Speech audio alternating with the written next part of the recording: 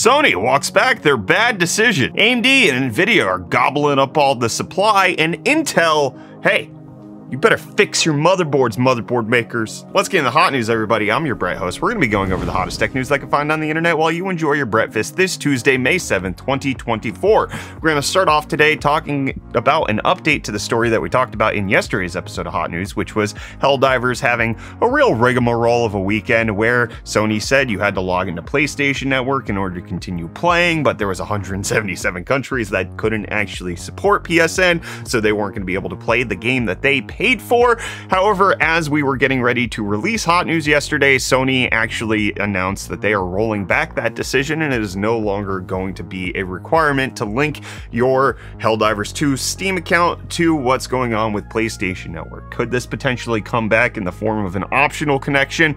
Potentially. There could be like cosmetic rewards that happen with regards to this, but it does appear like Sony learned from the tons of refunds that they received, the hundreds of thousands of negative reviews that they got, and simply the general negative community sentiment. There was a lot of talk about how Sony's going to have to work really hard to undo just the sheer amount of displeasure that they have given to the PC gaming community. I want to know if this spoiled you, but the CEO of Arrowhead Studios, the dev team behind Helldivers, not Sony who's the publisher, is at least being an okay sport about it with them releasing this little teaser of a cape design that should be coming out from the negative review bombs. As you can see right there, this is when it got worse, and this is when Sony announced that everything was going to be fine. So it looks like they're taking good stride with them saying that the team is talking about a good name for this cape design right now, just to kind of have a mark of history of the time Sony really tried to screw over Arrowhead Studios. There was also a few tweets that came out from the dev team discussing the fact that Sony really didn't like the fact that a lot of the developers were encouraging people to review bomb the game and ask for refunds. Apparently that's a no-no for the publisher, whose only job is to make money, whereas the developers actually stand behind the creation that they made and put out into the world. So we'll have to wait and see when that cape design comes out. Let me know if you'll be picking it up in Helldivers and you'll be trying to spread democracy across the universe. And XFX is trying to spread more AMD GPUs to you because they've announced their new Phoenix Nirvana 7900 XTX. This is a big GPU, quad slots coming in, and one of the big things, as you can see in this promotional image, is that it's going to have patented swappable modular fans which are connected via magnets to the actual cooler. It's an interesting time for XFX to be releasing this because we're not supposed to be getting high-end 8000 series, so maybe they were working on this cooler design for that, but then because the 8000 series got scrapped, they just had to release it anyways. The 7900 XTX likely doesn't need a cooler this big. It's very weird to be releasing it this late in the product life cycle, but does have a unique fan design, a unique cooling aspect, and that includes the fact that it's going to be using the PTM 7950 phase change thermal pads that Linus checked out a little while ago and seemed to perform pretty well compared to thermal paste. This appears to be the first GPU that's going to be using those thermal pads, so it's at least intriguing to look at it for that reason. It is going to cost $1,100, which is a bit more than the 7900 XTX does cost nowadays. Usually you can find them on sale for around $800. But why am I telling you about GPU deals? Let Reese do that. Yo, welcome back to UFD Deals, bringing the hottest tech deals out on the internet, and wouldn't you know it, I have some deals for you today. Starting off with this Magnum Gear Neo Air 2 ATX mid-tower case, available in black for only $59.99 with the included promo code plus a rebate, making it $30 off the total price. But then something you can put inside that, even though it's a little unconventional, is this Beelink Mini S12 Pro, which features an Intel N100, 16 gigs of DDR4 and a 500 gig SSD for only $159 with the coupon applied, making it $40 off. And then lastly, we have the MetaQuest 2 VR headset, specifically the 128 gig, back where it always should be at $199, which makes it, in my opinion, the best deal in VR gaming at the moment. It's getting a little dated if you want to play untethered, but if you're playing tethered to a PC, it's a VR headset for $200. It's great. And hey, with that, the deals are done. You can find these and more linked in the video description down below. But until next time, I'm gonna hand you off back to Brett for the rest of your hot news. Cheers. Well, Reese, here's the deal when it comes to TSMC's new COWOS technology, also known as chip on wafer on substrate. It's going to be taken up by AMD and Nvidia exclusively, at least for the next year, because they are the ones who have reserved all of the orders for the Cowis chip production that's coming out of TSMC, with reports being that those two companies have bought up all of the stock of this, which is still kind of ramping up. There's only going to be about 45 to 55,000 units made this year, so not in tremendously high qualities, but this is going to be going to Nvidia's next-gen Blackwell GPUs, as well as AMD's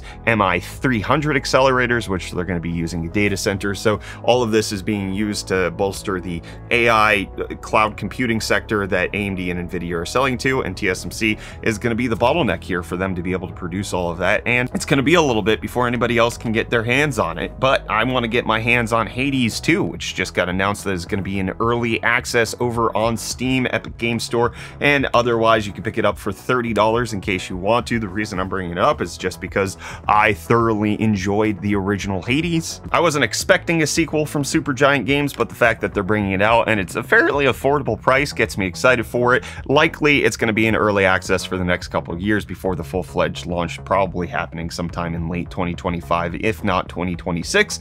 But I'm still undecided if I'm going to buy the early access game, just because with all the, just because, number one, I don't play a ton of video games, so me purchasing it likely will lead to it just sitting in my library purgatory. But then also the significant conversation that takes place surrounding buying games that aren't done.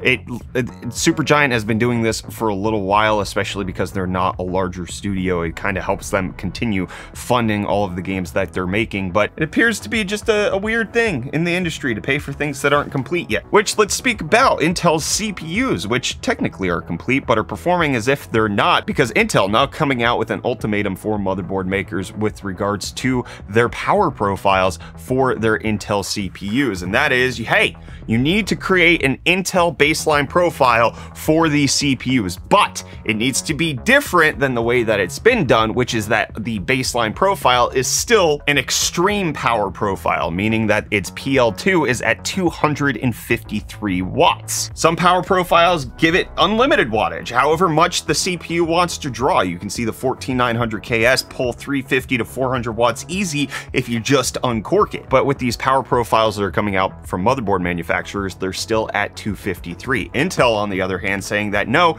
you need to be coming out with a 188 watt power profile, and you need to have it done by the end of May. This has to be something that is a default setting, Intel default setting in your BIOS for these CPUs, which will now be the stock standard one, which is kind of what I've been harping on ever since this came out. Intel needs to have some sort of stock setting that's in there, but it is a little weird that while Intel does come out and say that the 14900K and 14900KS PL2 power profiles 253, what they're going with instead is 188. It does appear to be a bit undercut. That's 75% of the power that Intel says that these chips should be capable of. However, that is also coming with these baseline profiles from a lot of reports aren't actually bringing the complete stability that people are looking for with their CPUs. There's still more underclocking that you have to do in order to get something like a 14900K to run properly. And according to some other places out on the internet,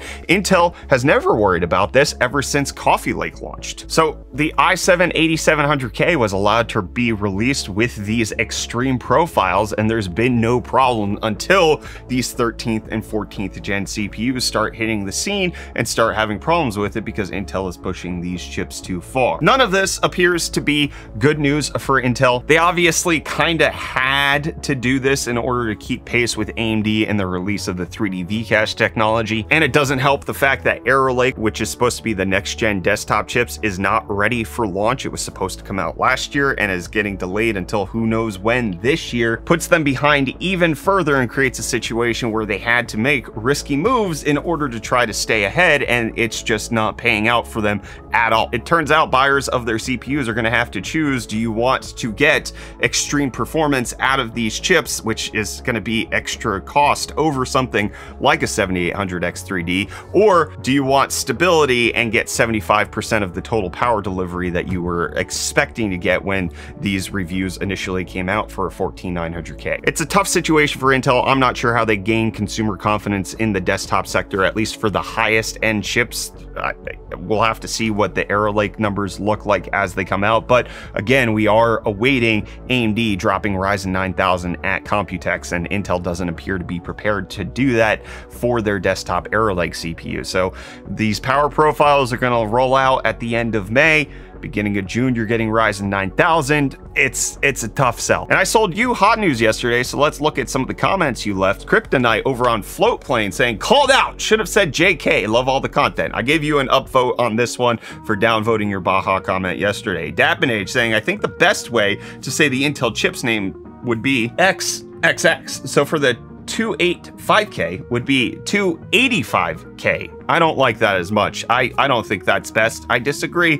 I wanna hit the 5K real hard, like the chip's running real fast. And then over on YouTube, a lot of people commenting initially, oh hey, Sony actually did cave. Sony actually did give in. The Helldivers won against Sony. Look at that. And that simply again is because in between when we recorded and when we released, Sony did release the announcement at midnight that Helldivers 2 was gonna have the PSN requirement rescinded. I was able to include it as an edit, but I couldn't acknowledge it verbally. So then Ultra Vegito said Samsung should focus on tweaking their SoC's architecture efficiency on par with TSMC to fix Exynos. And then Doctor saying, even though I don't play Helldivers, I'm happy to see the reversal. Nobody should lose access to their game. If it isn't broke, don't fix it. Yeah, well, we had to tell that to Sony. It does not appear that Ubisoft is going to get that message anytime soon. Then Klinged saying, Brett referencing rap beefs was not on my 2024 prediction board. It is everywhere. I'm not a huge listener to rap,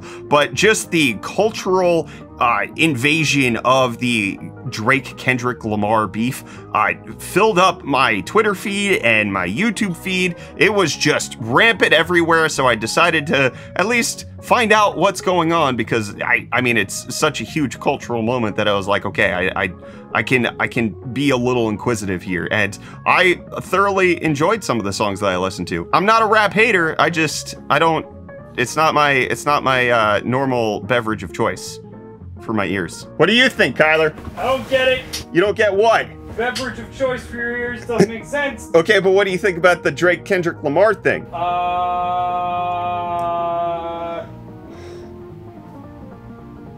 haven't listened to any of it. And then Sid Liv saying, surprised you didn't have the thumbnail showing off fat stacks of cash for the 7950X3D2. I hear you. It was in consideration for one of the things that we were going to put in the thumbnail.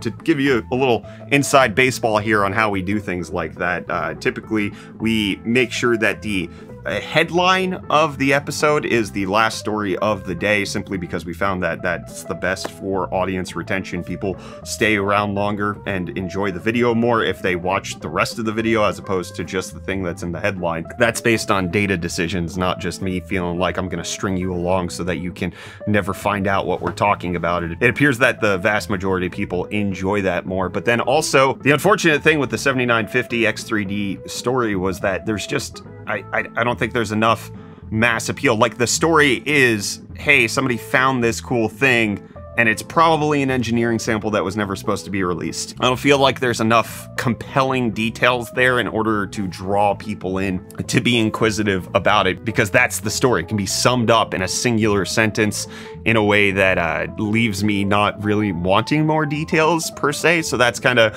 what I'm looking for when we title and thumbnail hot news, is what is a story that has more depth that people can see in a thumbnail and then be like, oh, I want to learn more about that, and then I can deliver on that more situation. It doesn't always work out. Not every day is a great news day. Not every day you have the depth of article that you would want. I mean, there's been a few episodes in the last few weeks where I felt like I was really reaching to find anything intriguing to kind of draw people in. Like, the biggest example of that, I think, in the last few weeks was the SFF kind of details that Nvidia was pushing. There wasn't a lot of news that day. It really just came down to, like, we're putting out an episode. What's the most compelling thing to me? What's the SFF story? Is that really broadly applicable? No, because SFF is a really niche thing that not most PC builders are not into, and then when you consider tech enthusiasts as a whole, it's even more niche down than that. So that's kind of how we consider everything. we're always experimenting, changing, developing new ideas and strategies. This is not a stagnant show. I really don't want it to just be stuck in its ways. We're constantly discussing behind the scenes ways to not only just draw more people in, but also deliver better content, better value, also creating new segments to potentially make it more of a full show. All of that is being constructed and developed behind the scene, especially as we're marching towards 1 million subscribers. Kyler, we're at 915,000. That's more than 914,000. Can you be a little serious? Woo! Yeah, that's close. And I'm gonna close this episode of Hot News. See you back here tomorrow.